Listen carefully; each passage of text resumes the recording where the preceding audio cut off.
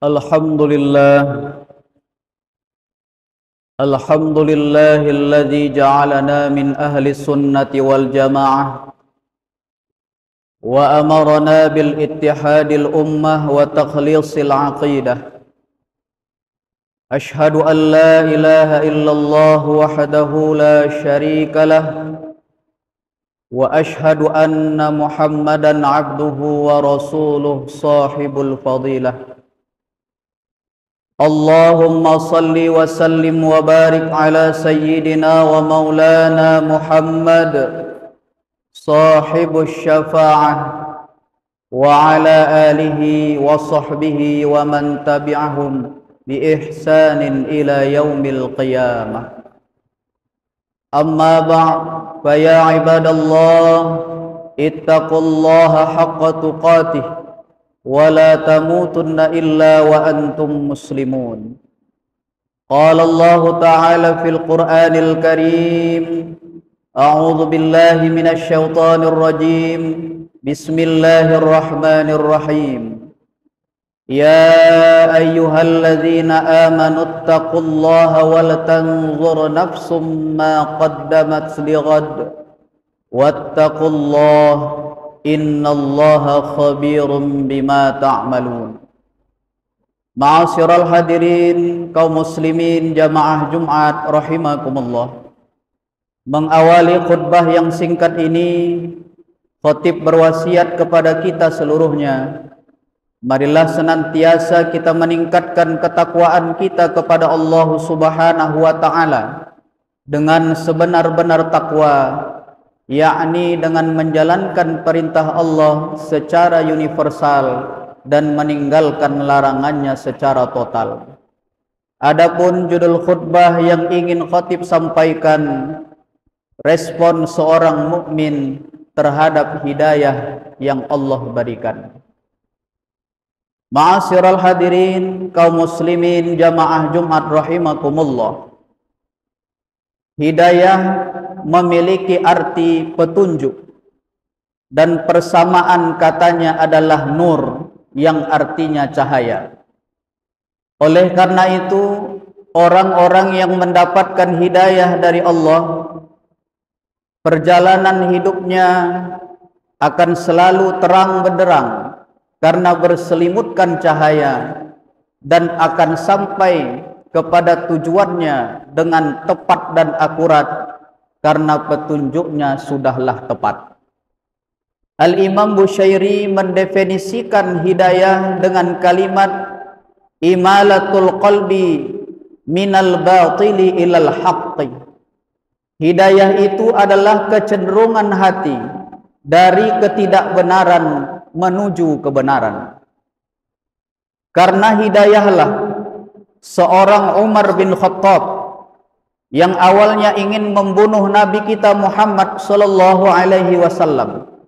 Tekadnya sudah bulat, pedang sudah disiapkan, namun Umar mendapat hidayah dari Allah sehingga berjumpa dengan Rasulullah mengucapkan dua kalimat syahadat.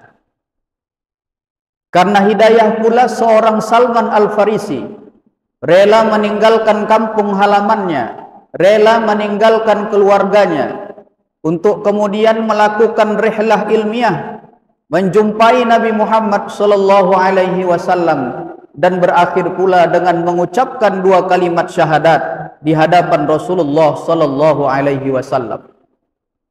Dan karena hidayah pula, saat ini seorang pegawai meninggalkan kantornya, seorang guru dan dosen meninggalkan sekolah dan perguruan tingginya, seorang pedagang meninggalkan dagangannya untuk berkumpul di rumah Allah, di masjid yang mulia ini, guna melaksanakan sholat fardu Jumat secara berjamaah. Hadirin kaum muslimin jamaah Jumat rahimakumullah. Hidayah merupakan hak prerogatif dari Allah Subhanahu wa ta'ala. Tidak ada satupun makhluk yang bisa memberikan hidayah kepada makhluk yang lainnya. Tidak ada seorang pun manusia yang dapat memberikan hidayah kepada manusia yang lainnya. Bahkan Nabi kita Muhammad sallallahu alaihi wasallam tidak diizinkan Allah untuk memberikan hidayah kepada orang-orang yang disayanginya. Sebagaimana firman Allah Subhanahu wa taala dalam surah Al-Qasas ayat 56, A'udzu billahi minasyaitonir rajim. Bismillahirrahmanirrahim. Innaka la tahdi man ahbabta, walakinnallaha yahdi man yasha, wallahu a'lamu bil muhtadin. Sesungguhnya engkau ya Muhammad, kata Allah, tidak bisa memberikan hidayah kepada orang-orang yang engkau kasihi, tetapi Allah Subhanahu wa taala berhak memberikan hidayah kepada siapapun yang Ia kehendaki. Hadirin kaum muslimin jamaah Jumat rahimakumullah. Karena hidayah merupakan hak prerogatif dari Allah Subhanahu wa taala, maka ada anak seorang nabi, Kan'an namanya, putra kandung Nabi Nuh alaihi salam, tidak mendapatkan hidayah Allah sehingga mati dalam keadaan kafir. Paman Nabi Muhammad sallallahu alaihi wasallam, Abu Lahab, Abu Thalib, mereka berjumpa dengan Nabi Muhammad. Mereka menyaksikan luar biasanya akhlak Nabi Muhammad. Mereka juga mendengar betapa lemah lembutnya kalimat-kalimat yang dilantunkan keponakannya. Tapi Abu Lahab tidak mendapat hidayah Allah, mati saat perang Badar. Abu Thalib yang membela dakwah Nabi Muhammad sallallahu alaihi wasallam ternyata juga tidak mendapat hidayah Allah sehingga dia dipanggil Allah sebelum mengucapkan 2 kalimat syahadat. Akan tetapi hadirin kaum muslimin jamaah Jumat yang dimuliakan Allah, kita yang tidak ada hubungan darah kita dengan darah Nabi, tidak bersambung nasab kita dengan nasab Nabi, tapi Allah Subhanahu wa taala memberikan hidayah itu kepada kita. Maka respon kita sebagai orang yang beriman, marilah senantiasa kita bersyukur kepada Allah Subhanahu wa taala yang telah memberikan hidayah itu kepada kita. Dengan senantiasa kita banyak-banyak berdoa, meminta kepada Allah Subhanahu wa taala agar hidayah yang Allah berikan kepada kita terus bersemi sampai ajal menjemput kita.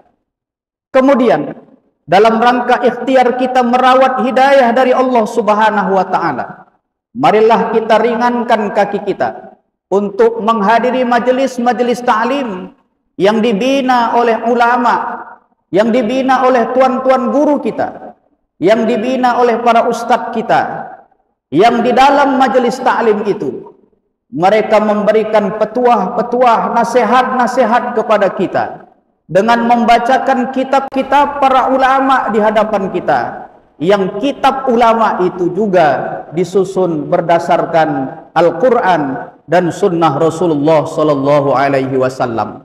Harapan kita dengan senantiasa kita meminta kepada Allah agar hidayah ini terus Allah jaga di hati kita sampai Allah menjemput kita. Kemudian dengan ikhtiar kita menghadiri majelis ta'lim, mendengarkan petuah dan nasihat tuan-tuan guru kita. Harapan besar kita mati dalam keadaan membawa hidayah Allah Subhanahu wa taala sehingga mati dalam keadaan husnul khotimah. Ini saja khutbah yang dapat khatib sampaikan. Mudah-mudahan kita yang hadir beserta keluarga kita termasuk dalam golongan hamba-hamba Allah yang hari ini sampai nanti Allah menjemput kita termasuk dalam golongan orang-orang yang mendapatkan hidayah dari Allah Subhanahu wa taala. Barakallahu li wa lakum fil Qur'anil azim wa nafa'ani wa iyyakum bima fihi minal ayati wa dzikril hakim wa taqabbala minni wa minkum tilawatah innahu huwal ghafurur rahim.